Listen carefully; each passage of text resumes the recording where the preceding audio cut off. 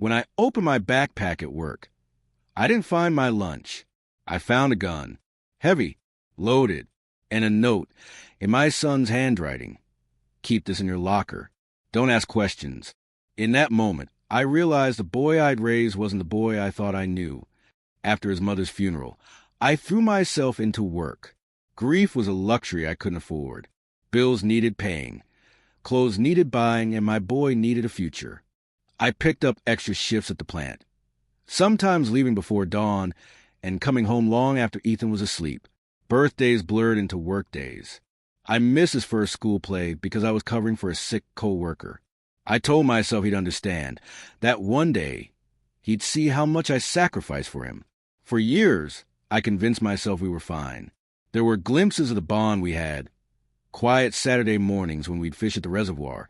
The way he'd fall asleep in the passenger seat during late-night drives home, his head leaning against the window, mouth slightly open, trusting me to get him home safe. But somewhere along the way, I started noticing the gaps. It began with small things. His smile didn't reach his eyes anymore. His stories from school grew shorter, vague. I'd come home to find him in his room, door closed, headphones on. I told myself it was normal teenage behavior. Kids needed privacy, right? Then came the lies. One evening, I opened my wallet to find a $20 missing. I assumed I'd misplaced it until it happened again. When I asked, Ethan barely looked up from his phone. A friend needed to borrow it. I'll pay you back. His tone was casual, almost bored, as if I were a stranger asking for rent money. I wanted to believe him. God, I wanted to. That night, I sat at the kitchen table long after he'd gone to bed, staring at the empty chair across from me, the same chair where he used to sit, swinging his legs, begging me to tell him stories about when you were a kid, Dad. The house felt too quiet, like it was holding its breath. I tried to bridge the gap. Took a weekend off to suggest a trip to the lake, like old times. He declined, said he had plans. When I asked what kind, he shrugged, eyes darting to his buzzing phone. Lying there in bed that night, I caught myself wondering when I'd become an outsider in my own son's life.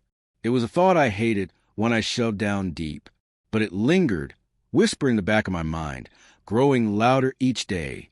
I told myself I still had time to fix things. That maybe I just needed to be patient, to keep working, to keep providing. Love, after all, was sacrifice. I didn't realize then that sometimes love isn't enough. The night of the discovery began like so many others. Bone-deep exhaustion wrapped around me as I buttoned my uniform shirt, the clock on the kitchen wall already edging past 6. Ethan was sprawled on the couch, hood pulled low over his eyes, phone glowing in his hands. He didn't look up when I said I was heading out. Locked the door after me. I murmured, no response, just a faint click of whatever video he was watching. I sighed, grabbing my old canvas backpack from the hook by the door. It felt heavier than usual, but I chalked it up to the extra thermos of coffee I'd packed to survive the night. The air outside was sharp with early spring chill, street lamps flickering awake as I walked to the bus stop. My body moved on autopilot. Each step a reminder of years spent in this routine. Work, home, sleep, repeat. By the time I clocked at the plant, the world had narrowed to the hum of machinery and the ache in my back. It wasn't until my first break, 4 hours in, that I noticed something was wrong. I dropped onto the bench in the locker room, unzipping my backpack to grab a sandwich, and my fingers brushed against something cold, hard, and unfamiliar. Frowning, I pushed aside my lunch and thermos. My hand closed around smooth metal. I froze. Slowly, I pulled it out into the harsh fluorescent light. A gun. Black. Heavy. Real. My stomach lurched. For a moment, the room tilted, and I had to grip the bench to steady myself. This couldn't be right. This couldn't be mine. I checked the chamber with shaking hands. Loaded. Panic surged, hot and wild. I shoved it back into the bag, heart hammering so hard I could hear it in my ears. My mind clawed for explanations. Maybe someone slipped it into my bag by mistake. Maybe Ethan, no. I tried to shut the thought down, but it kept rising relentless. I rifled through the backpack again, and that's when I saw it. a folded piece of paper tucked beneath the lining. My name wasn't on it, but I recognized the handwriting instantly. Ethan's. I unfolded it with numb fingers. Asterisk, keep this in your locker. Don't ask questions. I'll explain later. Asterisk, my breath caught in my throat. The locker room felt suddenly too bright, too exposed. I glanced at the door, half expecting someone to burst in and see me sitting there with a gun and a note I didn't understand. I read it again, hoping the words would change, that I'd misread them. They didn't. My first instinct was denial. Asterisk, it's not what it looks like. Maybe he's holding it for a friend. Maybe it's a stupid prank. Asterisk, but the weight of the gun in my bag told me otherwise. Images flashed in my mind. News stories of teenagers making headlines for all the wrong reasons. Mugshots of kids barely older than Ethan. Parents on TV saying they never saw it coming. I felt sick. I thought about going to my supervisor, calling the police right then and there.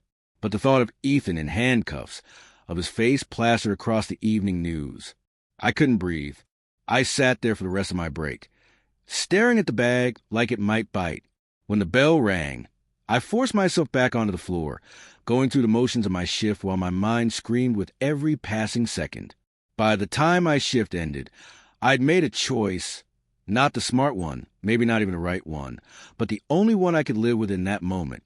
When I got home, the house was dark. Ethan's door was closed, a strip of light glowing beneath it. I didn't knock. I didn't ask. I went to my room, pulled the gun from my bag, and carried it to his room. Quietly, carefully, I opened his dresser drawer and slid it beneath his shirts. Then I closed the drawer, turned off the light, and walked out without a word. I lay awake for hours, staring at the ceiling, every creak of the house sounding like an accusation. I told myself I'd done the right thing, that I was protecting him, that maybe, somehow, this would all make sense in the morning. But deep down, I knew better.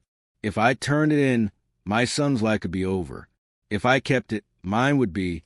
The drive home at dawn felt endless, the streets washed in that pale, colorless light that makes everything look hollow. The city was asleep, but my mind refused to be. Every red light stretched into eternity. Every hum of the tires on asphalt a reminder of the weight in my chest. I gripped the steering wheel so tightly my knuckles ached. The gun, the note, Ethan's handwriting. Images flickered behind my eyes like cruel snapshots. Asterisk, keep this in your locker. Don't ask questions. Asterisk, my stomach twisted. What kind of father misses the signs? What kind of man doesn't know what his son has become? I caught myself thinking back, unbidden, to when Ethan was 5. I could still see him in his dinosaur pajamas, running barefoot to the backyard on a summer morning, shrieking with laughter as I chased him with the garden hose. His hair stuck to his forehead, his smile so wide it seemed too big for his face. Back then, the world felt simple, just the two of us against everything. I blinked hard, shoving the memory away. That boy felt like a ghost now, and I wasn't sure when he disappeared. By the time I pulled into our driveway, the horizon was bleeding gold. The house stood there, silent and still, like it was holding its breath. I killed the engine and sat there for a moment, listening to the tick of the cooling metal. Inside, the air smelled faintly of cereal and detergent. Ethan's shoes were by the door, mud still crusted on the soles. I stepped over them, careful not to make a sound. His bedroom door was closed. I stood outside it listening, nothing but the soft rhythm of his breathing on the other side.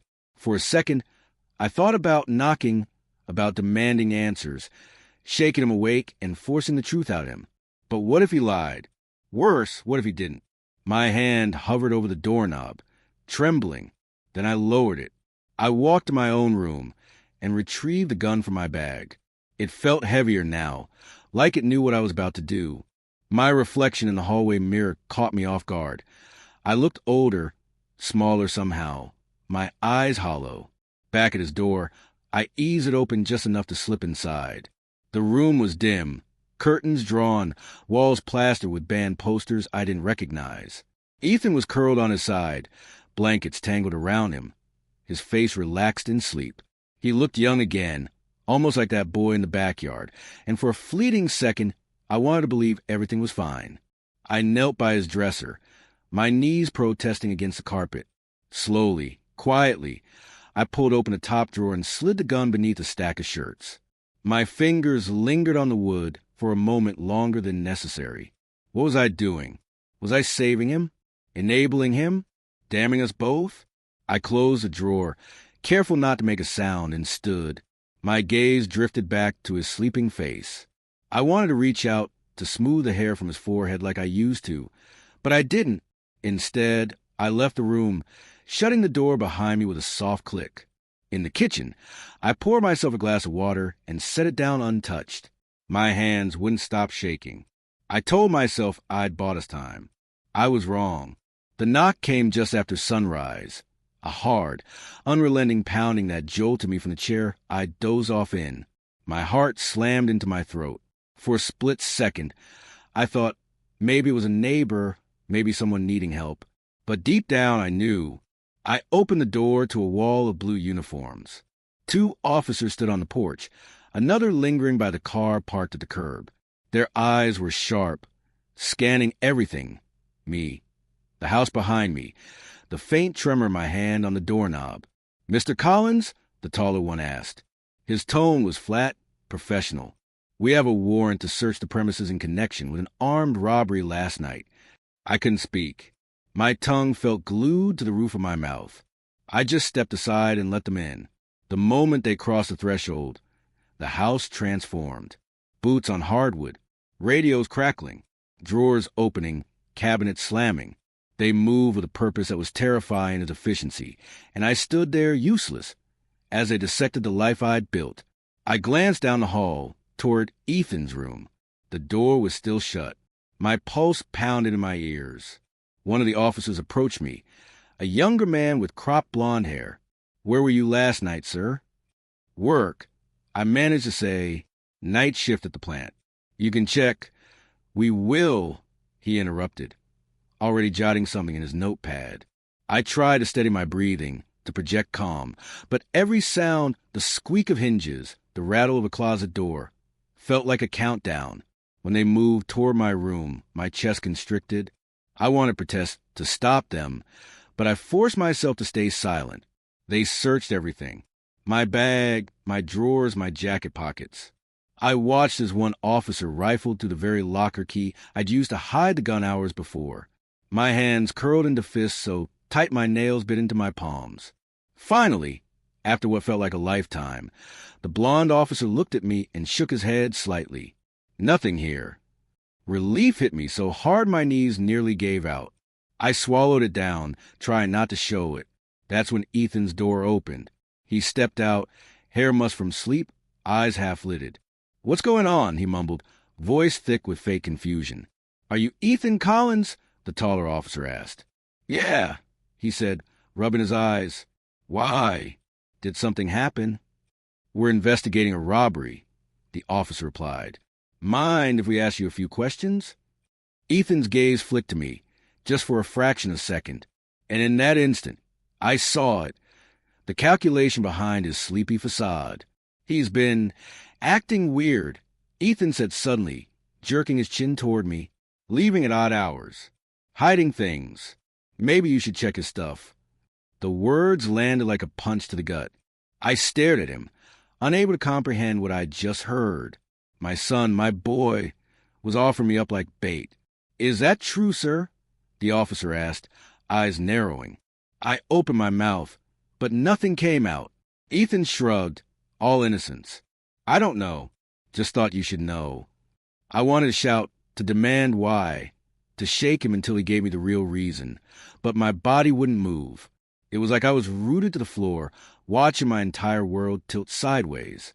The officers exchanged a glance. "We'll keep that in mind," the taller one said, then gestured toward Ethan's room. "Let's start here." As they walked past me, Ethan didn't look away this time. He met my eyes, and what I saw there wasn't fear. It wasn't regret. It was survival. Then they checked his room. The officer opened Ethan's dresser drawer. For a moment, the room was just silence, the kind that makes your skin prickle like the world itself is holding its breath. Then came the metallic clink of steel against wood as the gun was lifted into view. "This what you're looking for?" The officer asked his partner, voice steady but laced with something colder. Ethan blinked at it like he didn't recognize it. That's not mine," he stammered, but his voice cracked halfway through. The taller officer raised an eyebrow. "Funny, it was under your shirts." "I don't know how it got there." Ethan's pitch rose as panic bled through the facade. He must have put it there. He jabbed a finger at me, wild-eyed now. "It's his. He's trying to set me up." I didn't move, didn't speak. I just stood in the doorway, my hands hanging useless at my sides. "Sir," the officer asked me, "do you have anything to say to that?" I looked at Ethan, really looked. His face was a storm of desperation, confusion, and underneath it all, something uglier. Not fear, not even regret, just rage that his plan hadn't worked. "No," I said finally, my voice quieter than I expected. "I have nothing to say." Ethan's mouth opened and closed like he wanted to argue, but the officers didn't wait. One of them read him his rights while the other cuffed his wrists. He struggled at first, jerking against the steel, but when they started to lead him out, his fight drained away. His shoulders slumped. His head hung low. From outside came the murmur of voices, neighbors drawn by flashing lights, peering from behind curtains, pretending not to stare as they whispered to one another. I felt their judgment like a weight pressing on my chest. I followed the officers to the front door, watching as they guided Ethan down the steps to the waiting squad car. The morning sun caught his face, and for just a second, I saw him as he used to be, a little boy with scraped knees and chocolate smeared across his cheek, laughing as I pushed him on the swing in the park. The image shattered as he turned to glare at me over his shoulder, eyes blazing with hatred. Something in me broke then. I didn't cry. I didn't shout. I just stood there, a hollowed-out version of myself, as the car door slammed and the vehicle pulled away. The sound of its tires on the pavement seemed to echo long after it was gone. Behind me, the house felt like a stranger's place, empty, cold, stripped of meaning. Every photo on the wall, every little memory embedded in these rooms, suddenly felt like evidence of a failure I couldn't undo. I walked back inside and sat at the kitchen table. My hands were steady now, too steady. I thought of calling someone, anyone, but what could I say? That I'd chosen to save my son by destroying what little trust we had left? That I'd rather see him in a cell than a grave? The truth sat heavy in my chest. I hadn't done this to protect myself. Not really. I did it because somewhere beneath all the lies and anger, I still believed there was a part of him worth saving. And maybe behind those bars, he'd find it. I wasn't just protecting myself last night. I was saving whatever little part of him still had a chance. The house felt like a hollow shell once the squad car disappeared down the street. No sirens now, no murmurs from neighbors, just silence stretching across every room like an old blanket that had lost its warmth. I closed the door slowly, the click of the lock sounding final in a way that made my chest ache. The living room stared back at me, scattered with pieces of a life that suddenly didn't belong to anyone. The dent in the couch cushion where Ethan used to sprawl with his video games. The mug he left on the table, a ring of cold coffee staining the wood. Even the smell of his cologne still lingered faintly in the air, taunting me with memories that felt like they belonged to someone else's story. I sank into a chair at the edge of the kitchen and waited for something, anger, grief, maybe even relief, to come crashing through, but nothing did. Just a numbness that settled deep in my bones, as if the weight of every decision I'd ever made had finally decided to collect its due. Night came slowly. I didn't turn on the lights. Just sat there in the dim glow from the street lamp outside, listening to the refrigerator hum and the house breathe in that hollow way only old homes do when no one speaks. For the first time in years, I realized there was no one coming through that door to break the silence. I thought about Ethan then, not the boy in cuffs, not the stranger who tried to trade my life for his freedom, but the child who once believed I could fix anything. The kid who'd run to me with skinned knees, certain my hands could make the pain disappear. Somewhere between those scraped knees and this morning's knock on the door, I'd lost him, or maybe he'd lost himself. What happens to him now? I pictured a cell Gray walls, iron bars, time dripping slow like cold honey. Would it harden him? Break him? Or would it strip away everything false and leave just enough of the boy I once knew for him to start over? I didn't know. Maybe I never would. And still, under all the fear and bitterness, a fragile thread of hope tugged at me. Maybe those walls could do what I couldn't. Maybe discipline could succeed where love had failed. But another voice whispered back, or maybe this is the start of something worse. I leaned forward, elbows on the table, hands pressed against my face. How many nights had I stayed awake for him, working extra shifts, skipping meals, stretching every dollar until it snapped? Also, he'd never feel the kind of hunger I knew as a boy. I thought love was measured in sacrifices, and I made them all. But what if love needs more than giving? What if it needs boundaries I was too afraid to draw? That thought hurt worse than anything. The idea that my silence might have paved the road that led us here. The clock ticked on. Midnight passed. Then 1. Then 2. Still, I couldn't move from that chair. My body was heavy, but my mind wouldn't stop circling back to the same truth. Fatherhood isn't a shield. It's a choice you make every day, even when every choice feels like failure. I stood at last, legs stiff, and wandered his room.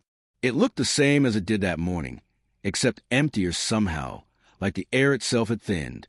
The bed unmade, sheets twisted in restless shapes. The dresser drawer still open, as if mocking me with the secret it had held. I closed it gently, the wood whispering against the frame, and ran my hand along the edge like it could tell me where I went wrong. When I returned to my own room, I stopped at the doorway and glanced back down the hall, half expecting to hear his laugh, his voice calling for money or dinner or just out of habit.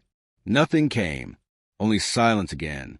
I locked the door behind me, something I hadn't done in years. Stood there staring at the bolt for a long time, wondering why it felt like both an ending and a beginning. Sliding into bed, I let the weight of everything settle over me like a storm cloud finally giving up its rain. My eyes burned, but no tears came. Maybe they would later. Maybe they wouldn't. All I knew was this. I'd made a choice I could never take back. A choice born from love, fear, and something darker I didn't want to name. Maybe one day I'll forgive him. Maybe not. But for the first time in years, I can finally sleep without leaving my door unlocked for him and for me. Would you sacrifice everything to protect family, even if it meant losing them forever? If this story moved you, don't forget to subscribe for more powerful stories like this.